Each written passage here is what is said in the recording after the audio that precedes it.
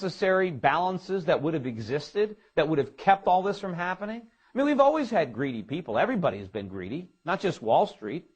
But all of a sudden, everybody was greedy all at the same time? I mean, can't they understand that there's a trigger for this? There's a reason that everybody acted this way? I mean, normally, when people are greedy, they're also fearful of loss.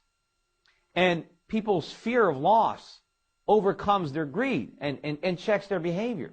But what the government did repeatedly was try to remove the fear.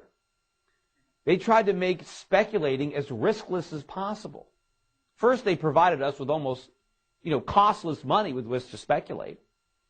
And then they created the idea or the Greenspan put, well, whenever there's a problem, don't worry, the government is going to rescue you. The government's not going to let the stock market go down. The government's not going to let your bets go bad, so go ahead and keep placing them. That was the idea. That was the mentality. It was nothing that the free market did.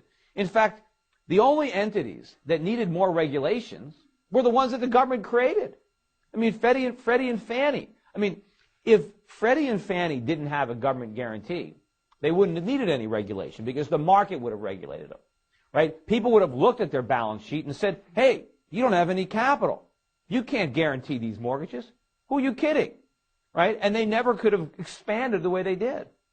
It was only because the government stood behind them that people didn't care. People said, oh, the government will never let Fannie and Freddie go bankrupt. And they were right. They didn't. Right? That was the question. We didn't know. When I wrote Crash Proof and I said they're going to go bankrupt, I didn't know the answer to that question. I said, we don't know. Is the government going to let them fail or is the government going to stand behind them? And I knew the worst thing was that they stood behind them.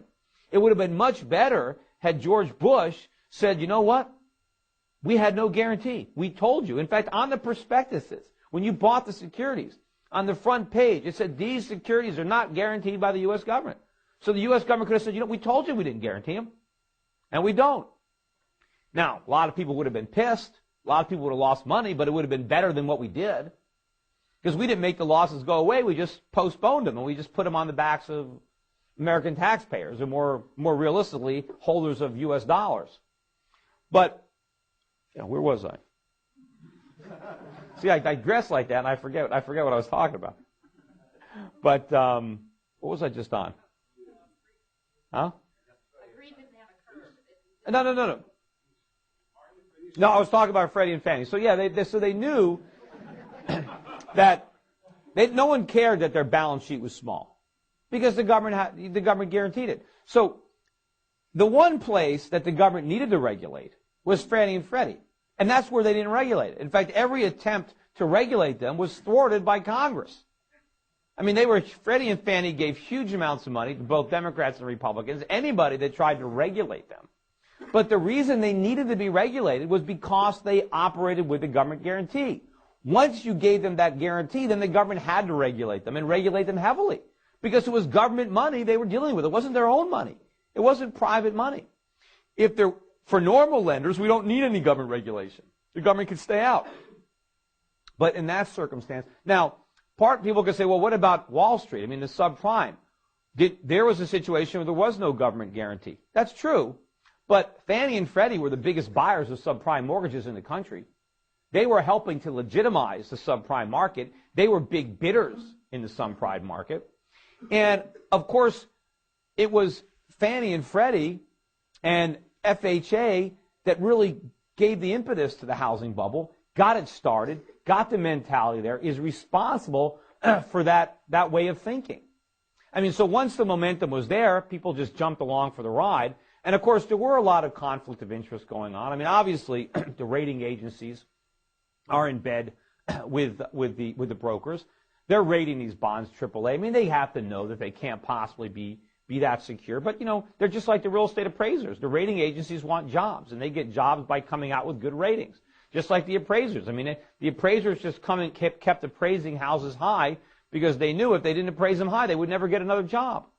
And again, the whole reason, once you got to the securitization process, which is a natural occurrence, once you got securitization, once you separate the originator of the mortgage from the risk of the mortgage, you've got the moral hazard.